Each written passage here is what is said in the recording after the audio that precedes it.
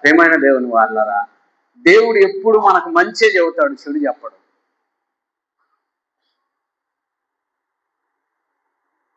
మనసులో, హృదయంలో ద్వేషము, పగ, కక్ష ఇవన్నీ కూడా దేవునికి వ్యతిరేకమైనవన్నీ కూడా ఉంచుకొని వచ్చి నేను సమాధానంగానే ఉన్నాను అని బల్లాలో చేయవేయడం అది కరెక్ట్ కాదు అంటున్నాడు. అలాంటి పని మీరు చేయొద్దు అంటున్నాడు. మరి ఎలా అంట? మరి ఎలా చేయాలి? ఒకవేళ మనకు ఎవరి మీదనైనా శత్రుత్వం ఉంది, కోప్పడ్డాం, లేదా గొడవలు పడ్డాయి, లేదా ఇంకోటి జరిగింది, అలాంటప్పుడు బల్లాలో చేయి వేసే ముందే జ్ఞాపకం చేసుకుని సమాధానం పడిపోవాలి. చూసారా దేవుడు ఏం చేస్తున్నాడు?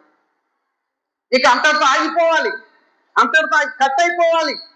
దాన్ని పెంచుకొని పోషించుకొని మీ గొడవలు పెట్టుకొని కొట్టుకొని తన్నుకొని చంపుకొని గుద్దుకొని ఇలాంటి చేయొద్దు. ఎవరు చెబుతారండి మాటలు? నిజంగా చెప్పండి.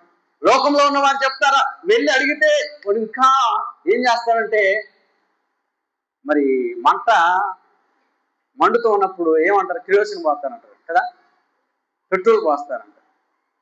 ఇంకొక 2 మాటలు ఎక్కించి ఇంకా గొడవ పెట్టుకో, కొట్టాల వాడిని, తన్నాలా, చంపాలంటారు. నిజమా? సమాధాన పరుస్తారా? ఎవరండి సమాధానపరు? దేవుడు. దేవుని మాటలు. దేవుని యొద్దకు వస్తే అందుకే జీవితం ప్రశాంతంగా ఉంటుంది, ఆనందంగా ఉంటుంది, సమాధానంగా ఉంటుంది, నెమ్మది ఉంటుంది.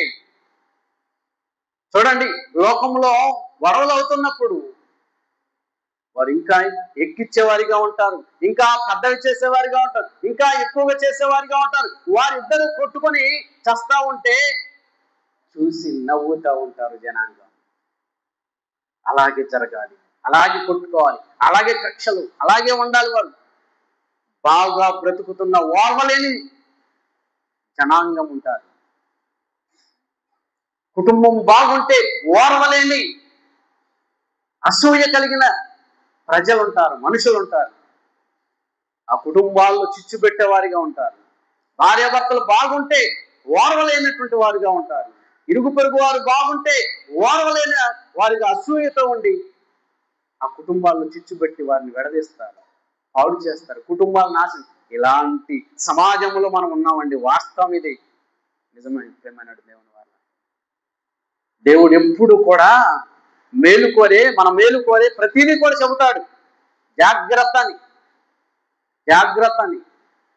కానీ ఆ దేవుని దగ్గరికేమో మనం రాము, లోకంలో ఉన్న వాటి కోసం పరిగెడతాం, జీవితాన్ని పాడు చేస్తాం. చూసారు?